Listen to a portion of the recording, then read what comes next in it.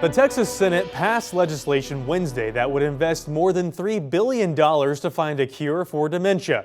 Senate Bill 5 would create the Dementia Prevention and Research Institute of Texas. Senator Joan Huffman carried the bill. This will touch the lives of almost every Texan.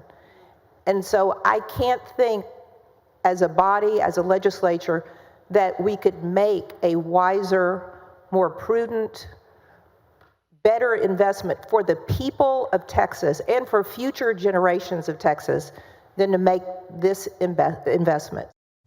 Huffman points out that the older population in the United States is expected to double by 2030. Health experts say as that population grows, so does the number of people with dementia. And the search for a cure is a priority for families facing the disease.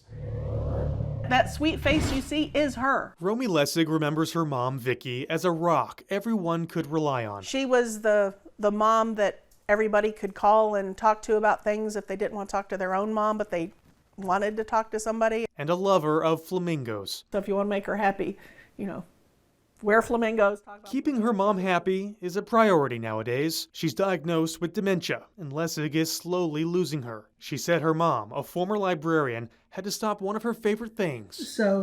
Reading.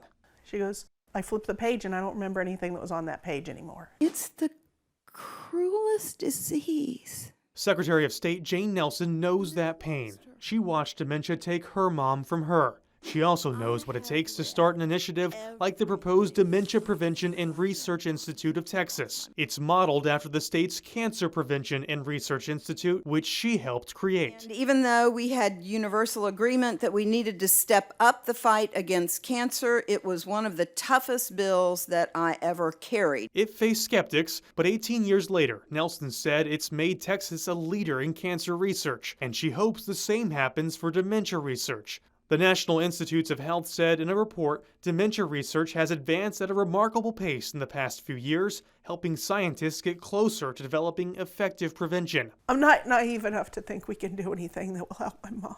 Lessig knows it may be too late for her mom, but she still has her children in mind, hoping for a better future with more happiness. I want something more for them. I want them to have more happiness, more health. And it's going to take time, and we got to start now. The bill now heads to the House. If passed, the Institute would still need approval from Texas voters in a constitutional amendment election. And we mentioned that the legislative initiative would follow the model of the Cancer Prevention Research Institute of Texas, or DPRIT.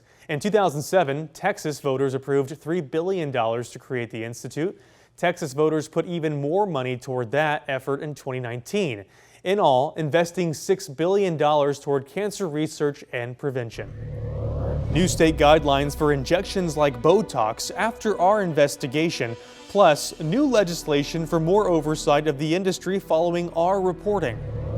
Bipartisan support for a bill state lawmakers say will make patients and hospital staff safer. It follows our investigation and hundreds of crashes into medical centers across the country.